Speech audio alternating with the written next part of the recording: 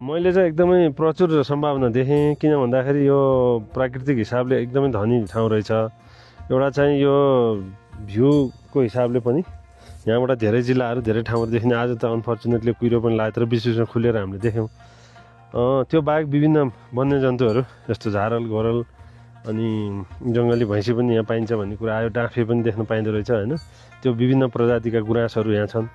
अलिकति तल जाँदा बित्तिकै अब एउटा सेल्टर पनि खोलिसकेको रहेछ। पर्यटकीय हिसाबले डिस्टेन्स पनि धेरै छैन। यता बाजिङतिरबाट पनि 2-3 घन्टामा यहाँ आउन सकियो, यता सालिजातिरबाट पनि आउन सकियो। र यसलाई चाहिँ प्रमोट गर्ने हो भने मेरो विचारमा तल पाइछेर अथवा कतैबाट केबल कार राखेर पनि यसलाई चाहिँ प्रबन्धन गर्न सकिन्छ, किनभने ओपन एरिया धेरै छ यहाँ।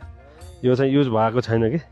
यसलाई चाहिँ हामीले भनौँ न पोखरामा आएको टुरिस्टहरूलाई पनि एट्र्याक्सन गरेर केही पर्सेन्ट टुरिस्टलाई यता ल्याउने, 1 रात 2 रातको स्टे यहाँ गर्न सकियो भने यहाँ एउटा रोजगारी पनि सिर्जना हुन्छ होइन। युवाहरूलाई चाहिँ एट्र्याक्सन पनि हुन्छ। यत्रो चाहिँ युवाहरू विदेशी राखेका छन्।